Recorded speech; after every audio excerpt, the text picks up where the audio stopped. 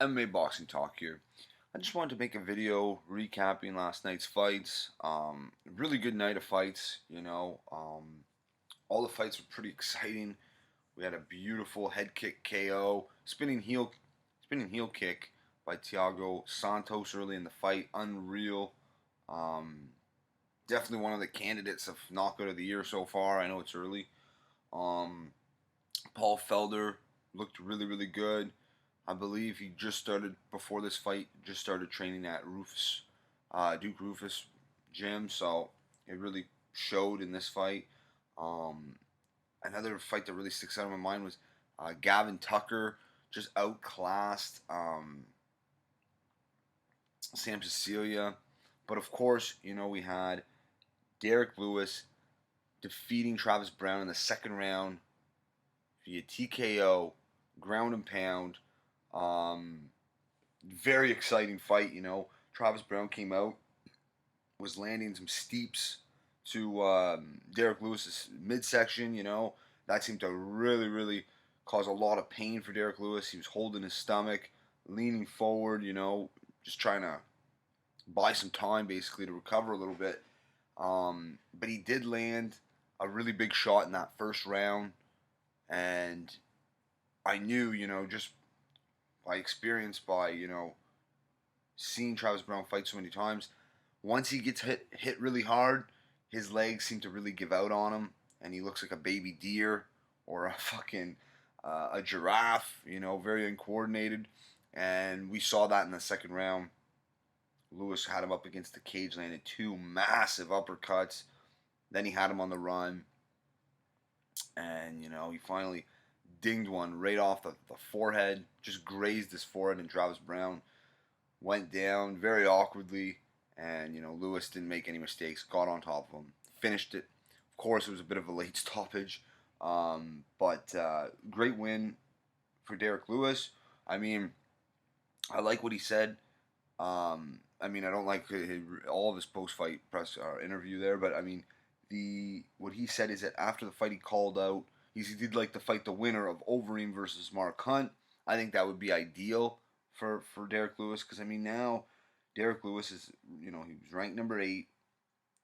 Mark Hunt's number 7. Overeem's number 3.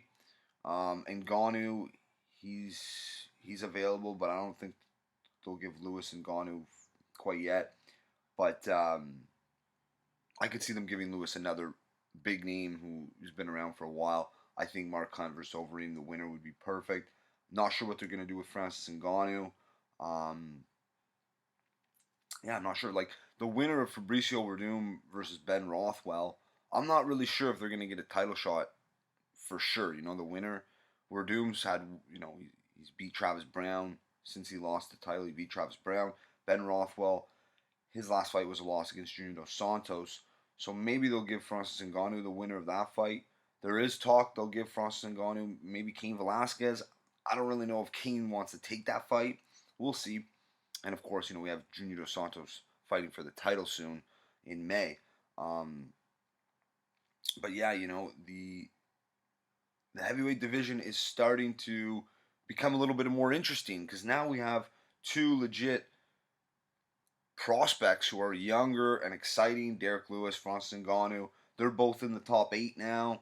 They're only going to get big, big fights in the top 8 now, so it's exciting.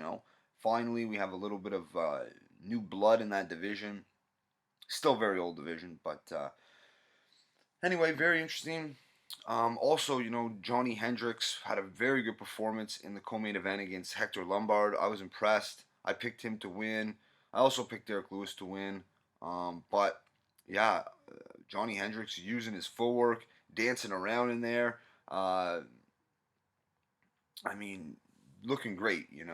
Landed some flush knees to the face of Hector Lombard.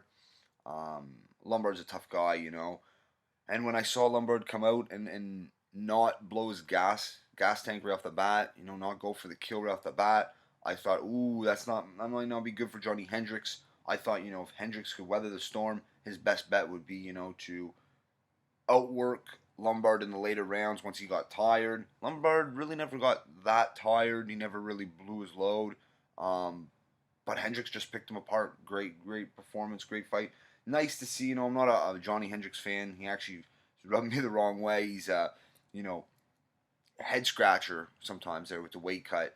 Why he was at 170 for so long. I think perhaps with the IV and the before USADA, that helped Hendricks a lot to make that weight.